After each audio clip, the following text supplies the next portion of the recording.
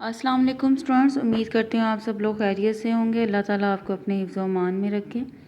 अब हमारा टॉपिक है डाइवर्जेंस। ठीक है, डाइवर्जेंस जिसको डेल डॉट एफ कहते हैं, यानी कि डेल जब अप्लाई होता है तो वो डॉट प्रोडक्ट के साथ अप्लाई होता है, तो वो आपके पास कहलाता है डाइवर्जेंस। ठीक है, जैसे डाइवर्जेंस लिखा हो ना DIV F, तो डेल डॉट एफ इसका मतलब है डाइवर्जेंट, आपने डॉट प्रोडक्ट ले लेना है। एफ भी आपका वेक्टर फंक्शन है। जो प्रीवियस एक्सरसाइज थी 4.1 उसमें हमने जस्ट ये पढ़ा था स्केलर पर डेल ऑपरेटर किस तरह अप्लाई किया जाता है, कि आपका फाई स्केलर था तो उसके ऊपर आपने डेल ऑपरेटर अप्लाई करना था।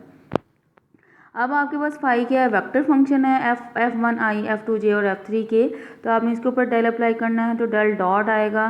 तो आई का आई के साथ डॉट प्रोडक्ट, जे का जे के साथ डॉट प्रोडक्ट, के का के के साथ डॉट प्रोडक्ट आपने लेना है। तो देखो अब डेल के आगे जो भी फंक्शन होता है डेल हमेशा उसके ऊपर अप्लाई होता है। तो पार्शल ऑफ पार्शल एक्स किसके अप्लाई होगा, F1 पे। पार्शल ऑफ पार्शल वाई किस पे अप्लाई होगा, F2 पे। और पार्शल ऑफ पार्शल जेड किस पे अप्लाई होगा, F3 पे। तो ये होता है डाइवर्जेंस अप्लाई करने का मेथड। उसके बाद है कुछ प्रॉपर्टीज़ हैं डाइवर्जेंस की, सेम वही प्रॉपर्टीज़ हैं डाइवर्जेंस की अगर जैसे वेक्टर डेरिवेटिव की होती हैं। अगर दो फंक्शन ऐड हो रहे हों तो पहले पे डेल अलग अप्लाई हो जाएगा, दूसरे पे अलग हो जाएगा। अगर एक फाई कांस्टेंट है, फाई जो है स्केलर फंक्शन है लेकिन वेरिएबल फंक्शन, स्केलर फंक्शन है यानी कि वेक्टर फंक्शन नहीं है, स्केलर फंक्शन है लेकिन वेरिएबल है XYZ में। ठीक है, तो जब डेल डॉट फाई ए आएगा तो ए भी वेक्टर फंक्शन है और फाई आपके पास क्या है, स्केलर है। तो बारी बारी अप्लाई होगा। पहले phi as a constant deal, phi को बाहर ले लेंगे, फिर डेल अप्लाई हो जाएगा ए वेक्टर पे, फिर ए वेक्टर बाहर आ जाएगा और डेल फाई अप्लाई हो जाएगा। उसके बाद आपके पास ये प्रूफ किए हुए हैं, तो प्रूफ आपके सोल्यूशन में शामिल नहीं है, तो आप ना कीजिएगा।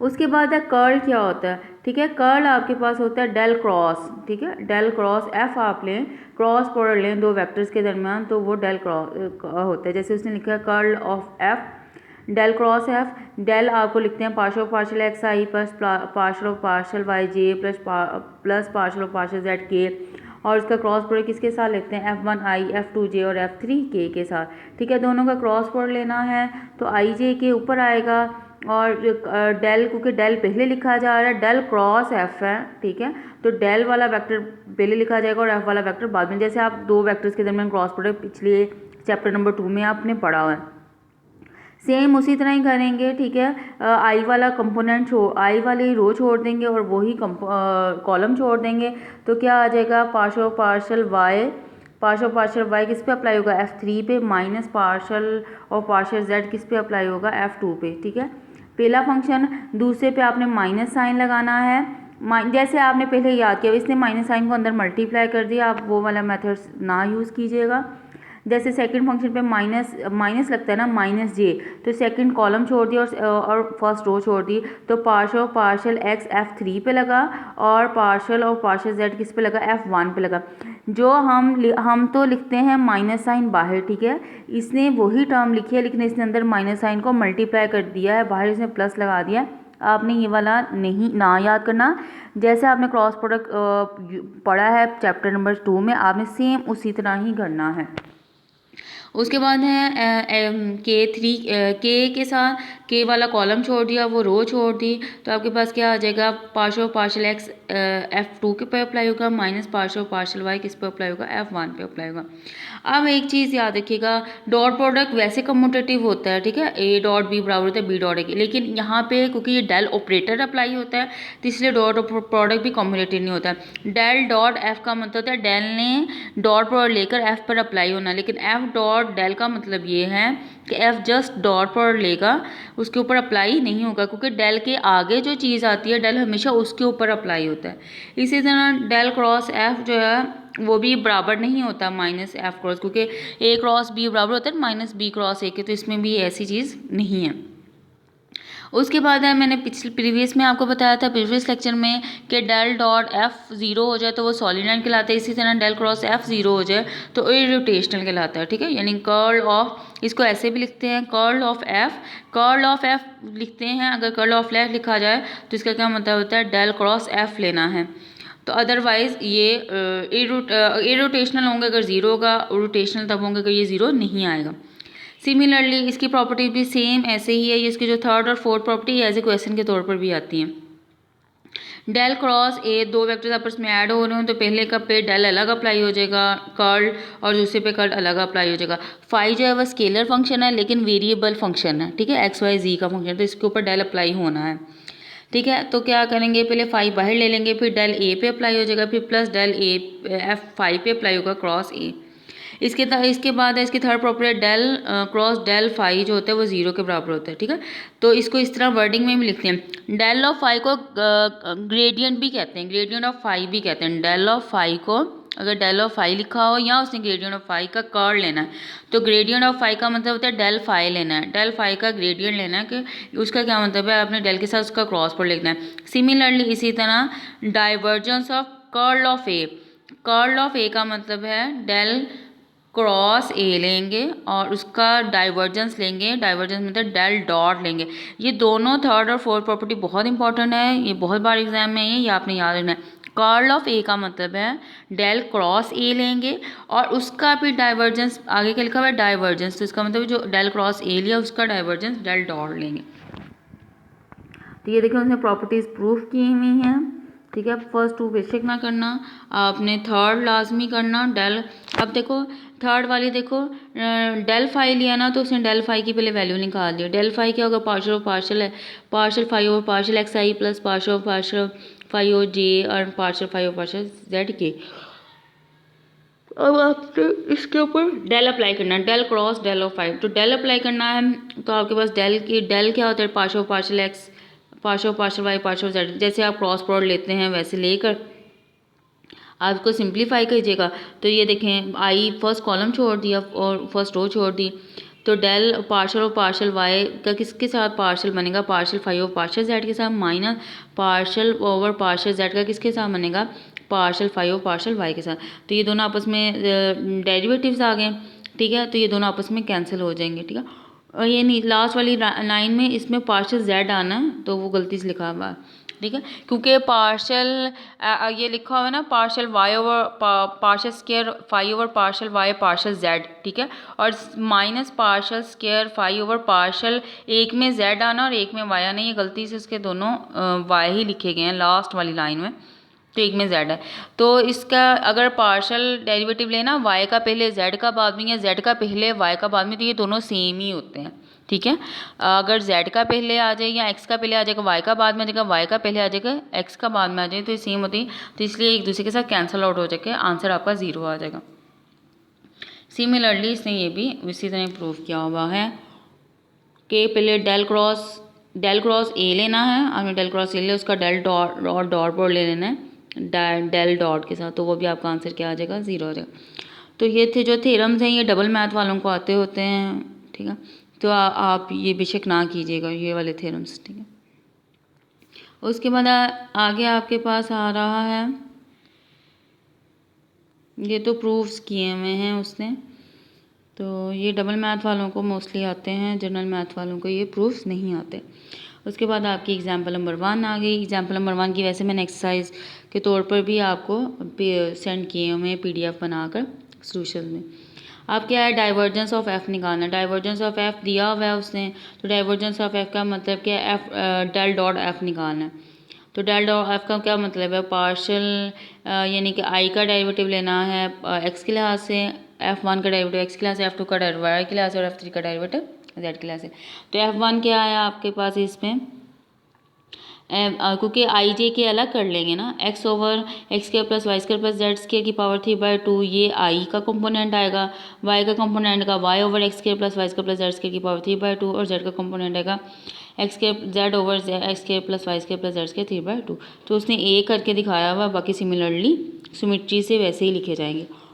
तो आपने क्या करना है, डेल डॉट एफ लेंगे तो दोनों का डॉट प्रोडक्ट ले लेंगे, तो इसका मतलब पार्शियल डेरिवेटिव f1 का किसके लिहाज से लेना है, x के लिहाज से। तो आप क्वोशिएंट रूल लगाएगा, नीचे वाले का स्क्वायर, नीचे वाला एज इट इज़, ऊपर वाले का डेरिवेटिव x का डेरिवेटिव x के लिहाज से 1 माइनस ऊपर वाला एज इट इज़, नीचे वाले का डेरिवेटिव। नीचे वाले का डेरिवेटिव आप लेंगे, उसको सिंप्लीफाई करेंगे तो आपके पास ये आ जाएगा सेम, क्योंकि ओवन में हर एक की टर्म सेम आएगी। तो बाय सिमिलरिटी देखो Y square plus Z square minus 2x square है, तो सिमिलर जब y का लोगे तो -2y स्क्वायर आएगा, और जब z का लोगे तो -2z स्क्वायर आ जाएगा, और बाकी आपस में आ जाएंगे।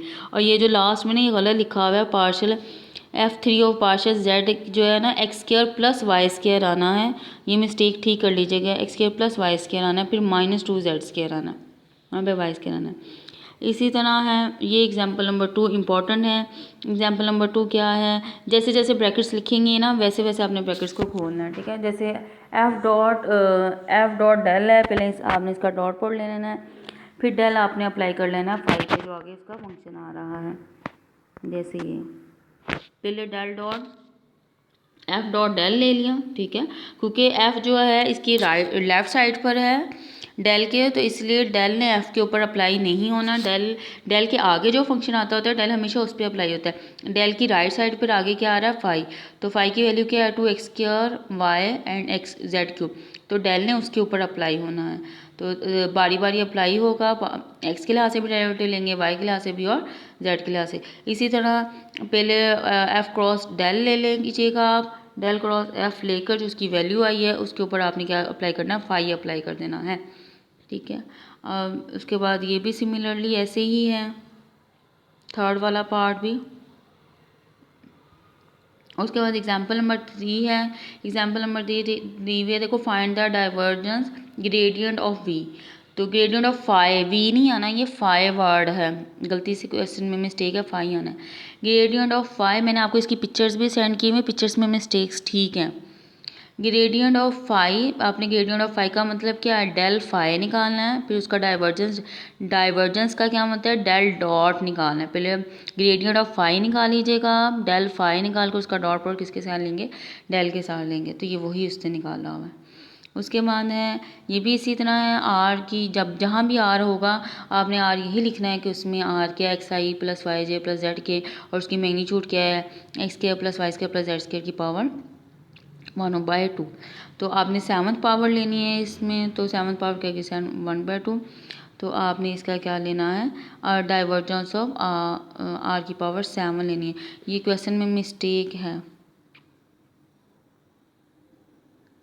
क्योंकि ये आर जो है यहाँ पे क्वेश्चन में मिस्टेक है, डाइवर्जेंस ऑफ आर, क्वेश्चन में आर और आर बोल्ड करके लिखा हुआ है, आर बोल्ड का मतलब है वो वेक्टर है, जो आर मैग्नीट्यूड है उसके ऊपर 7 आना है छोटा सा, ठीक है। तो आपने क्या करना है, डाइवर्जेंस ऑफ आर की पावर 7 इंटू आर वैक्टर, ये साथ साथ आपने आर वेक्टर निकालना है, ये आर वेक्टर उसने लगाई हुई है वैल्यू एक्स आई plus Y J plus Z की। अब जो मैंने आपको नोट सेंड किया है ना, आप उसमें ये एग्जांपल्स कीजिएगा, उसमें सारी मिस्टेक्स ठीक हैं।